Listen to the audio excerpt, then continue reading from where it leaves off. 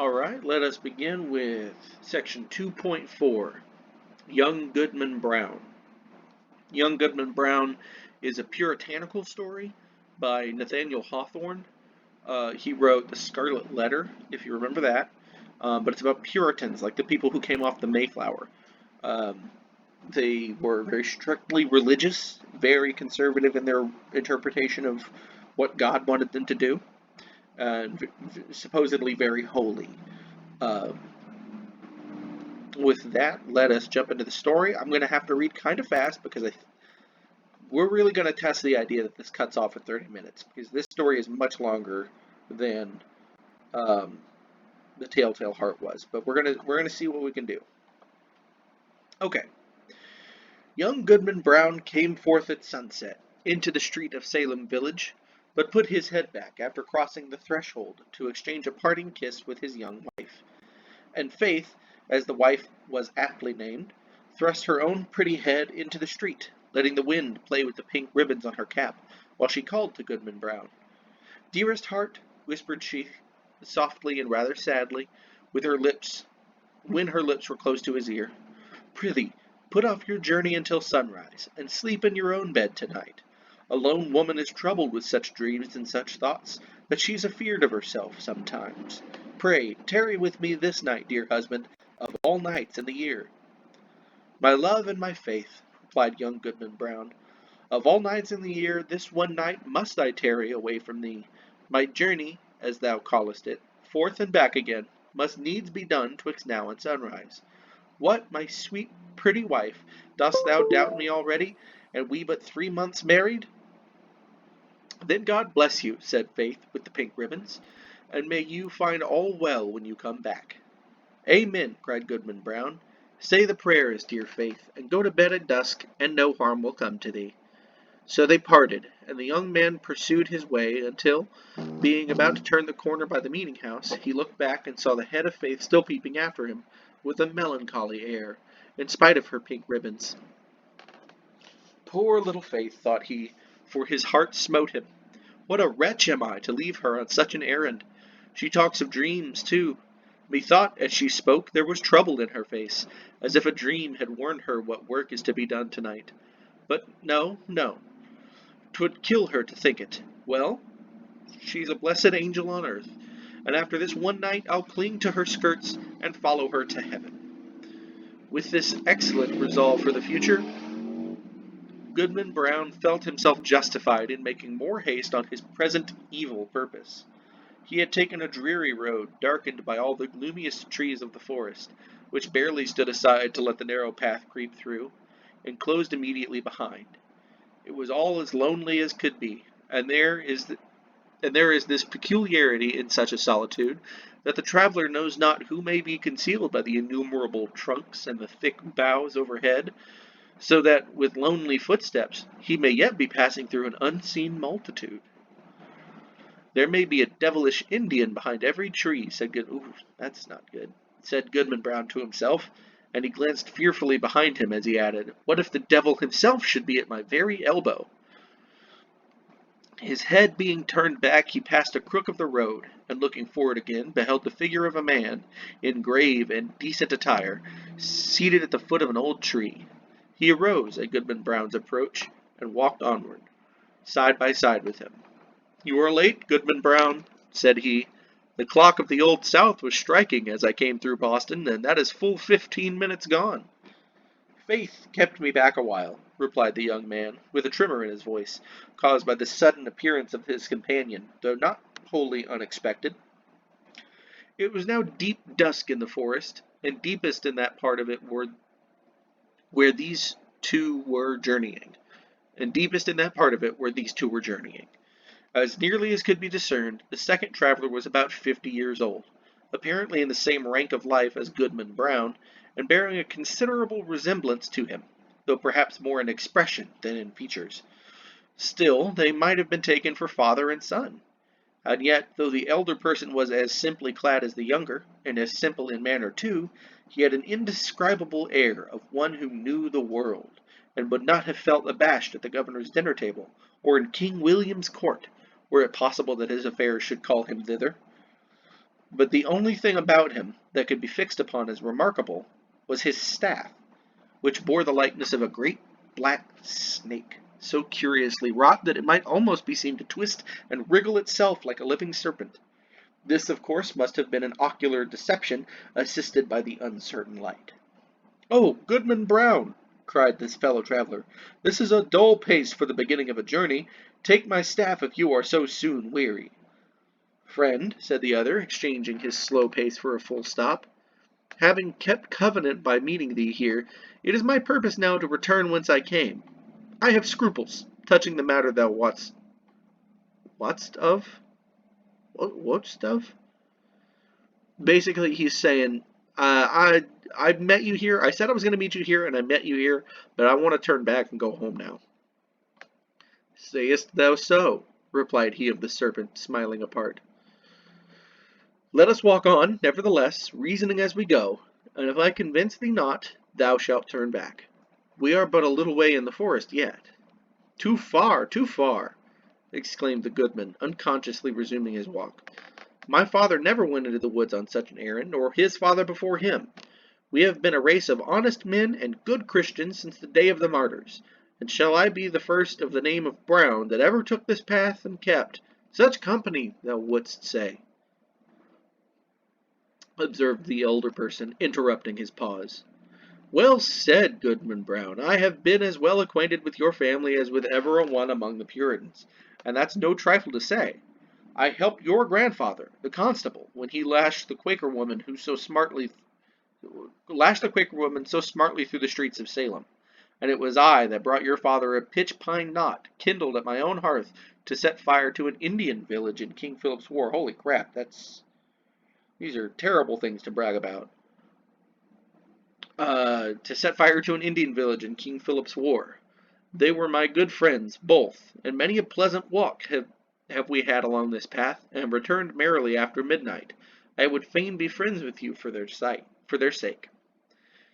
"If it be as thou sayest," replied Goodman Brown, "I marvel they never spoke of these matters, or verily I marvel not, seeing that the least rumor of the sort would have driven them from New England. We are a people of prayer, and good works to boot, and abide no such wickedness." Okay, so he's calling him out. He's saying, you whipped a woman through the streets and burned a village to the ground. That's not holy. That's not good. We are of prayer and good works. We would not do those things. "Wickedness or not," said the traveller with the twisted staff, "I have I have a very general acquaintance here in New England. The deacon, dang it, the deacons of many a church have drunk the communion wine with me.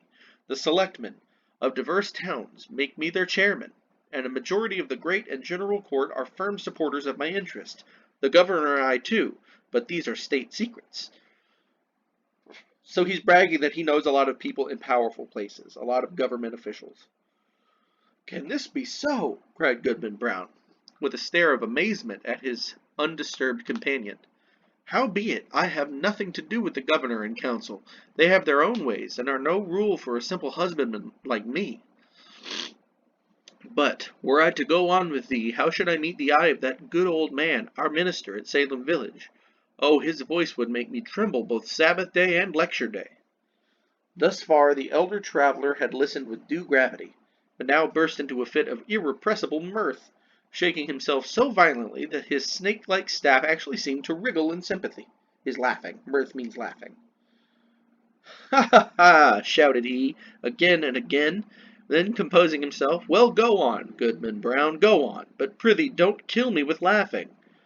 "Well, then, to end the matter at once," said Goodman Brown, considerably nettled, "there is my wife, Faith. It would break her dear little heart, and I'd rather break my own." "Nay, if that be the case," answered the other, "e'en go thy way, Goodman Brown. I would not, for 20 old women like the one hobbling before us, that Faith should come to any harm." As he spoke, he pointed his staff at a female figure on the path, in whom Goodman Brown recognized a very pious and exemplary dame who had taught him his catechism in his youth, and was still his moral and spiritual adviser, jointly with the minister and Deacon Gookin. A marvel truly that Goody Cloyce. Okay, so real quick, Goodman is not his first name, it's a title. It's like minister. So they're calling him like Minister Brown. And then when he calls her Goody Cloyce, that means it's almost like nun Cloyce, like respected woman. Um, a marvel truly that Goody Cloyce should be so far in the wilderness at nightfall, said he. But with your leave, friend, I shall take a cut through the woods until we have left this Christian woman behind. Being a stranger to you, she might ask whom I was consorting with, and whither I was going. Be it so, said his fellow traveler. Betake you to the woods, and let me keep the path. Accordingly, the young man turned aside, but took care to watch his companion, who advanced softly along the road until he had come within a staff's length of the old dame.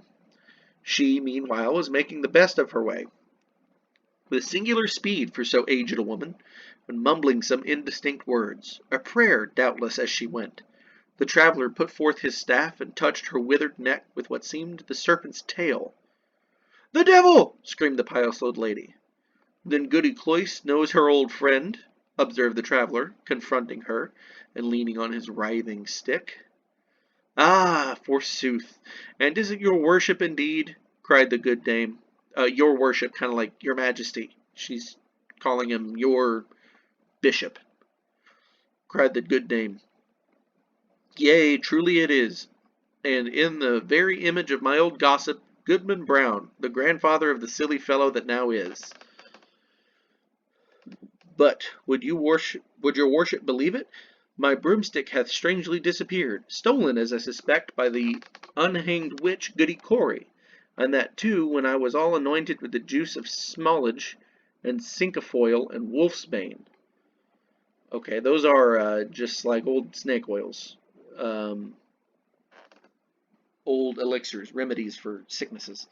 Let's see here. "Mingled with fine wheat and the fat of a newborn babe," said the shape of old Goodman Brown. What? That's a reference to something I don't get. "Ah, your worship knows the recipe," cried the old lady, cackling aloud. "So, as I was saying, being all ready for the meeting, no horse to ride on, I made up my mind to foot it, for they tell me there is a nice young man to be taken into communion tonight. But now your good worship will lend me your arm, and we shall be there in a twinkling." "That can hardly be," answered her friend. "I may not spare you my arm, Goody Cloyce, but here is my staff, if you will." So saying, he threw it down at her feet, where perhaps it assumed life, being one of the rods which its owner had formerly lent to the Egyptian magi. Of this fact, however, Goodman Brown could not take cognizance. He had cast up his eyes in astonishment, and looking down again, beheld neither Goody Cloyce nor the serpentine staff, but his fellow traveller alone, who waited for him as calmly as if nothing had happened. So, like, the woman just disappeared? Is that what you're saying? He threw down the staff and she vanished? "That old woman taught me my catechism," said the young man, and there was a world of meaning in this simple comment. Okay. So, this is really suspicious. They're walking in the dead of night through the forest. They meet an old woman who taught him his catechism, taught him his Catholic verses. And this is all weird. This is all very weird. They continued to walk onward, while the elder traveler exhorted his companion to make good speed and persevere in the path, discoursing so aptly that his argument seemed rather to spring up in the bosom of his author than to be suggested by himself. As they went, he plucked a branch of maple to serve for a walking stick, and began to strip it of the twigs and little boughs which were wet with evening dew. The moment his fingers touched them, they became strangely withered and dried up, as with a week's sunshine. Thus the pair proceeded at a good free pace. Yeah, okay, so this guy's definitely magic, and Goodman Brown doesn't seem to be reacting to it, so I guess he knows that the guy's kind of magic. Thus the pair proceeded at a good free pace, until suddenly, in a gloomy hollow of the road, Goodman Brown sat himself down on the stump of a tree and refused to go any further. "Friend," said he stubbornly, "my mind is made up. Not another step will I budge on this errand. What if a wretched old woman do choose to go to the devil, when I thought she was going to heaven? Is that any reason why I should quit my dear faith and go after her? Okay, so heading they're heading into a meeting with the devil, and he knows it. And he's doubting himself. Like, I guess he's been convinced that it's a good thing to go after the devil? Okay. You will think better of this by and by, said his acquaintance.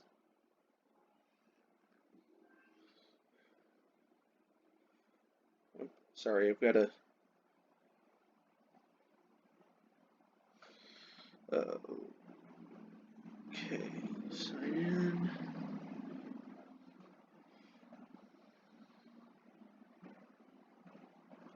Here we go.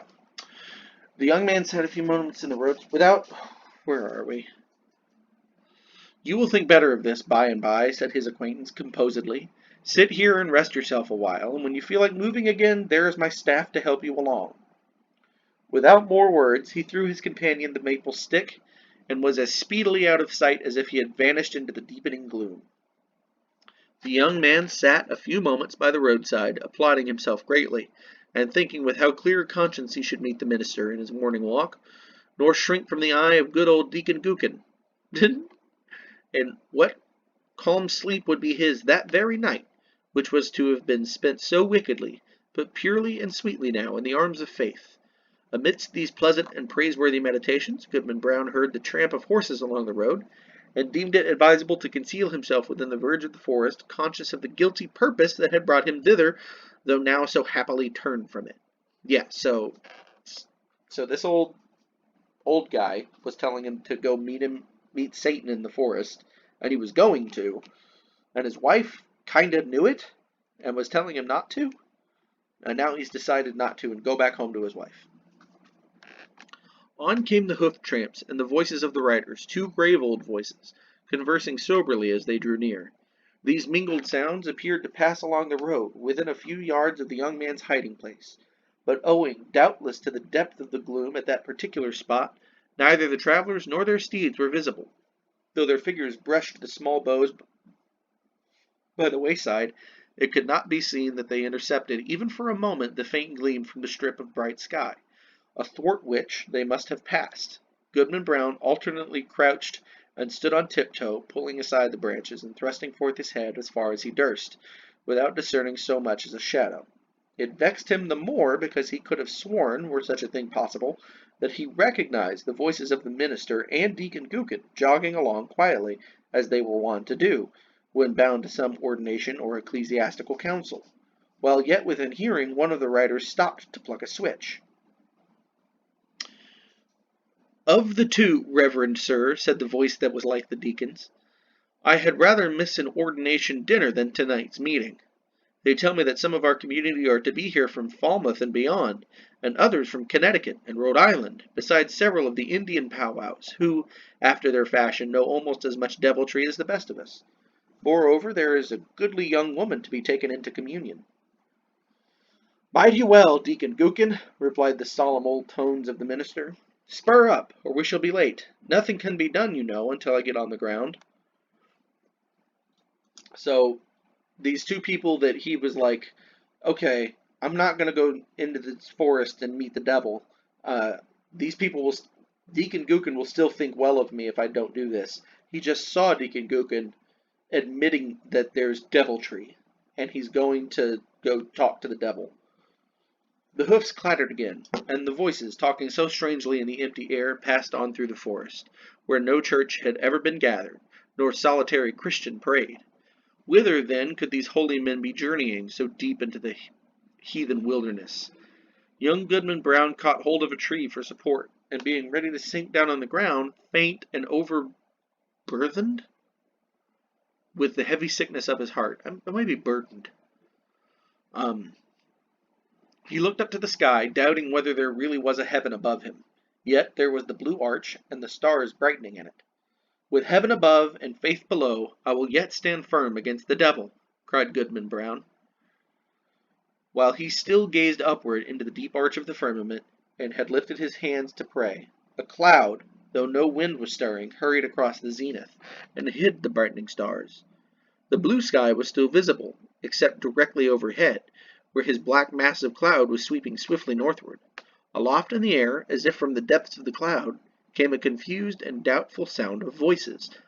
Once the listener fancied that he could distinguish the accents of townspeople of his own, men and women, both pious and ungodly, many of whom he had met at the communion table, and had seen others rioting at the tavern. The next moment, so indistinct were the sounds, he doubted whether he had heard aught but the murmur of the old forest, whispering without a wind. When then came a stronger swell of those familiar tones, heard daily in the sunshine at Salem village, but never until now from a cloud of night. There was one voice of a young woman uttering lamentations, yet with an uncertain sorrow, and entreating for some favor, which perhaps it would grieve her to obtain. And all the unseen multitude, both saints and sinners, seemed to encourage her onward. "Faith!" shouted Goodman Brown, in a voice of agony and desperation, and the echoes of the forest mocked him, crying, "Faith! Faith!" as if bewildered wretches were seeking her all through the wilderness. The cry of grief, rage, and terror was yet piercing the night, when the unhappy husband held his breath for a response. There was a scream, drowned immediately in a louder murmur of voices, fading into far-off laughter, as the dark clouds swept away, leaving the clear and silent sky above Goodman Brown. But something fluttered lightly down through the air and caught on the branch of a tree. The young man seized it and beheld a pink ribbon. "My faith is gone!" cried he. That's a bit of a pun. He means his wife, but, like, his faith in God is also going, cried he after one stupefied moment. "There is no good on earth, and sin is but a name. Come, devil, for to thee is this world given." And, maddened with despair so that he laughed loud and long, did Goodman Brown grasp his staff and set forth again, at such a rate that he seemed to fly along the forest path, rather than to walk or run. The road grew wilder and drearier, and more faintly traced, and vanished at length, leaving him in the heart of the dark wilderness, still rushing onward with the instinct that guides mortal man to evil. The whole forest was peopled with frightful sounds, the creaking of the trees, the howling of wild beasts, the yell of Indians, while sometimes the wind tolled like a distant church bell, and sometimes gave a broad roar around the traveler, as if all nature were laughing him to scorn. But he was himself the chief horror of the scene, and shrank not from its other horrors. "Ha, ha, ha!" roared Goodman Brown, when the wind laughed at him. "Let us hear which will laugh loudest. Think not to frighten me with your deviltry. Come witch, come wizard, come Indian powwow, come devil himself, and here comes Goodman Brown. You may as well fear him as he fear you." In truth, all through the haunted forest there could be nothing more frightful than the figure of Goodman Brown.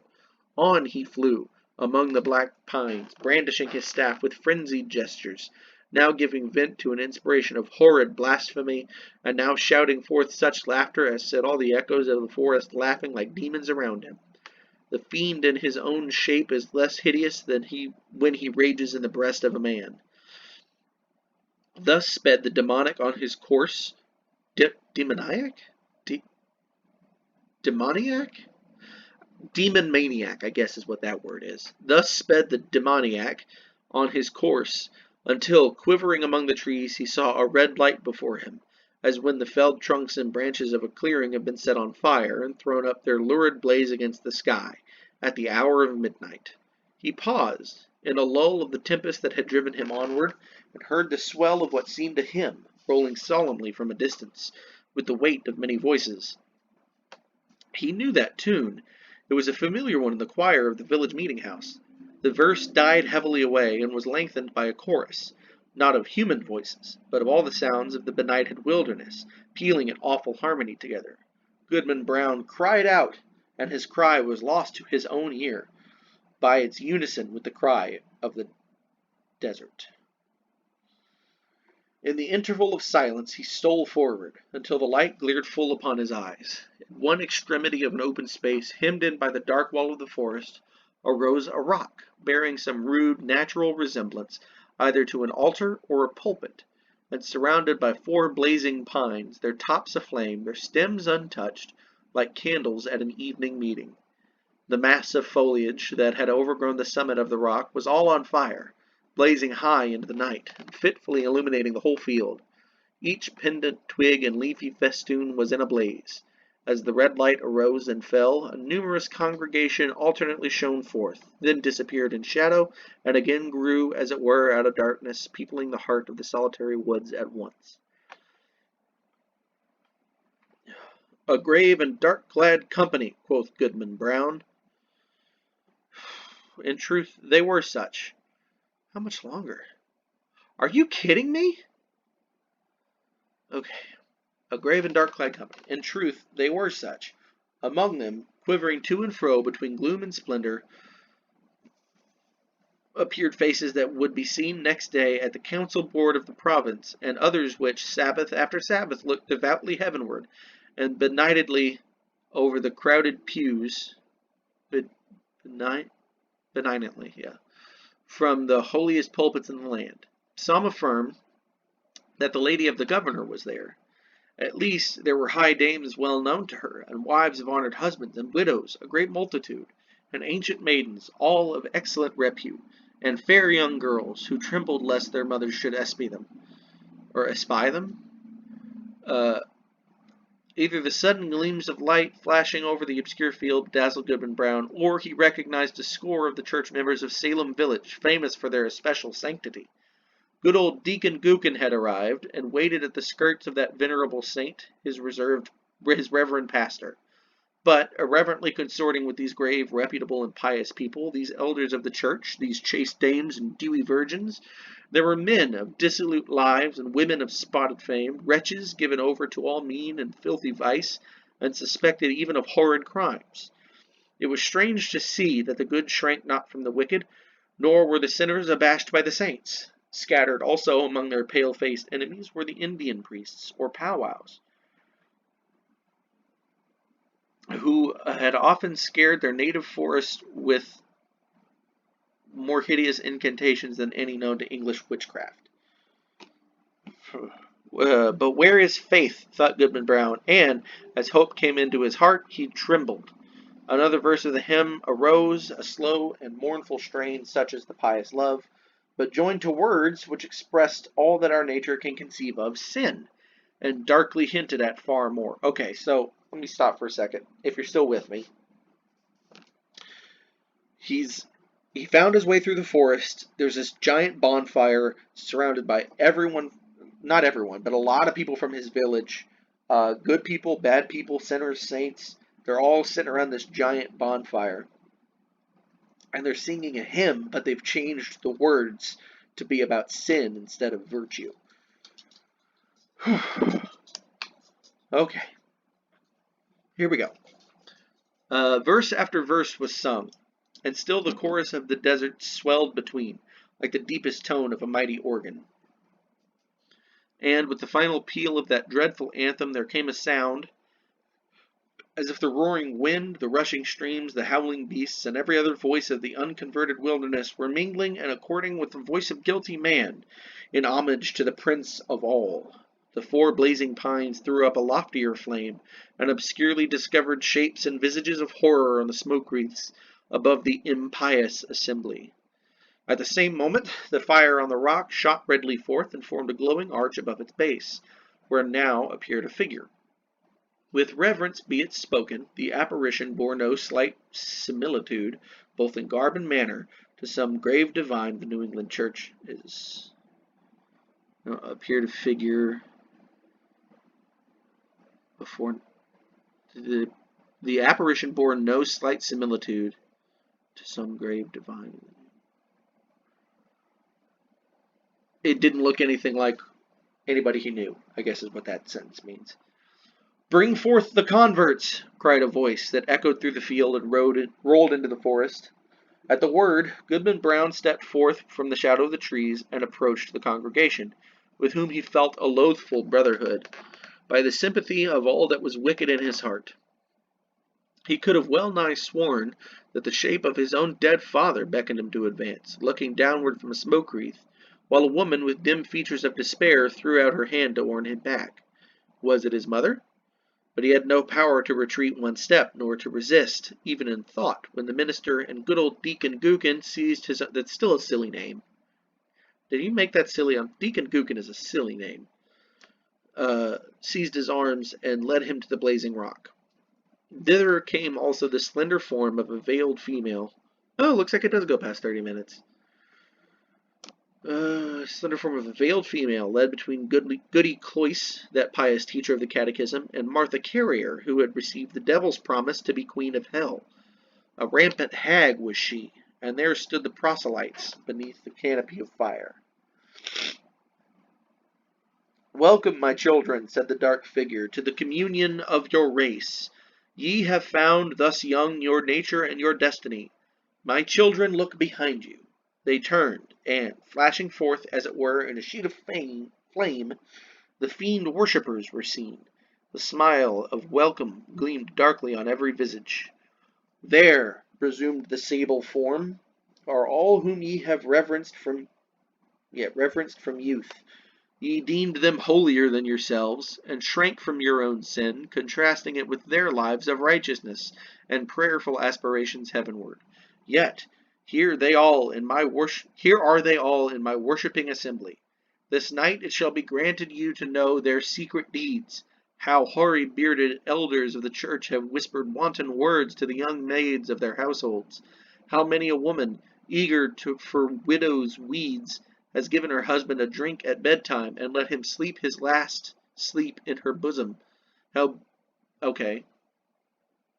Here are their secret deeds. How bearded elders of the church had been sexually inappropriate with the young women in their households. How many woman had killed her own husband so as to be a widow. How beardless youths have made haste to inherit their father's wealth by killing their dad, and how fair damsels, blush not, sweet ones, have dug little graves in the garden, and bidden me the sole guest to an infant's funeral. Oh, yeah. Got pregnant in secret, birthed it in secret, and killed the baby. By the sympathy of your human hearts for sin, ye shall scent out all the places, whether in church, bedchamber, street, field, or forest, where crime has been committed, and shall exult to behold the whole earth one stain of guilt, one mighty blood spot. Far more than this, it shall be yours to penetrate in every bosom the deep mystery of sin, the fountain of all wicked arts, and which inexhaustibly supplies more evil impulses than my power at its utmost, can make manifest in deeds. And now, my children, look upon each other. They did so, and, by the blaze of the hell-kindled torches, the wretched man beheld his faith, and the wife her husband, trembling before that unhallowed altar. Okay, he finally sees his wife, she sees him. Lo, there ye stand, my children, said the figure, in a deep and solemn tone, almost sad with its despairing awfulness, as if his once angelic nature could yet mourn for our miserable race. Depending upon one another's hearts, ye had still hoped that virtue were not all a dream. Now are ye undeceived. Evil is the nature of mankind. Evil must be your only happiness. Welcome again, my children, to the communion of your race. Welcome, repeated the fiend worshippers in one cry of despair and triumph. And there they stood, the only pair, as it seemed, who were yet hesitating on the verge of wickedness in this dark world. A basin was hollowed naturally in the rock. Did it contain water reddened by the lurid light, or was it blood, or perchance a liquid flame? Herein did the shape of evil dip his hand, and prepare to lay the mark of baptism upon their foreheads, that they might be partakers of the mystery of sin, more conscious of the secret guilt of others, both in deed and thought, than they could now be of their own. The husband cast one look at his pale wife, and Faith at him. What polluted wretches would the next glance show them to each other, shuddering alike at that disclosed and what they disclosed and what they saw. Faith, Faith, cried the husband, look up to heaven, and resist the wicked one. Whether Faith obeyed he knew not. Hardly had he spoken, when he found himself amid calm night and solitude, listening to a roar of the wind which died heavily away through the forest. He staggered against the rock and felt it chill and damp with a hanging twig that had been all on fire, besprinkled his cheek with the coldest dew. So everything just disappeared. Everything just disappeared. Yeah. The next morning, young Goodman Brown came slowly into the street of Salem village, staring around him like a bewildered man. The good old minister was taking a walk along the graveyard to get an appetite for breakfast and meditate his sermon, and bestowed a blessing as he passed on Goodman Brown. He shrank from the venerable saint as if to avoid an anathema. Old Deacon Gookin was at domestic worship, and the holy words of his prayer were heard through the open window. "What God doth the wizard pray to?" quoth Goodman Brown. Goody Cloyce, that excellent old Christian, stood in the early sunshine at her own lattice, catechizing a little girl who had brought her a pint of morning's milk. Goodman Brown snatched away the child, as from the grasp of the fiend himself. Turning the corner by the meeting-house, he spied the head of Faith with the pink ribbons, gazing anxiously forth, and bursting into such joy at sight of him that she skipped along the street and almost kissed her husband before the whole village. But Goodman Brown looked sternly and sadly into her face and passed on without a greeting. Had Goodman Brown fallen asleep in the forest and only dreamed a wild dream of witch meeting? Be it so, if you will. But alas! It was a dream of evil omen for young Goodman Brown. A stern, a sad, a darkly meditative, a distrustful, if not a desperate man did he become.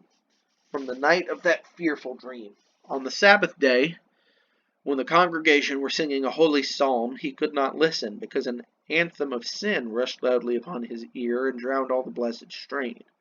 When the minister spoke from the pulpit with power and fervid eloquence, and with his hand on the open Bible of the sacred truths of our religion, and of saint-like lives and triumphant deaths, and of future bliss or misery unutterable, then did Goodman Brown turn pale, dreading lest the roof should thunder down upon the great blasphemer and his hearers. Often, awaking suddenly at midnight, he shrank from the bosom of faith, and at morning or eventide, when the family knelt down at prayer, he scowled and muttered to himself, and gazed sternly at his wife, and turned away. And when he had lived long and was borne to his grave, a hoary corpse, followed by Faith, an aged woman, and children and grandchildren, a goodly procession, besides neighbors not a few, they carved no hopeful verse upon his tombstone, for his dying hour was gloom. Ugh, I hate you, Nathaniel Hawthorne. Your writing is terrible. Okay. Let's discuss. Or should I do it as a part 2? I'm going to do it as a part 2. We're going to stop here and then pick back up in part 2.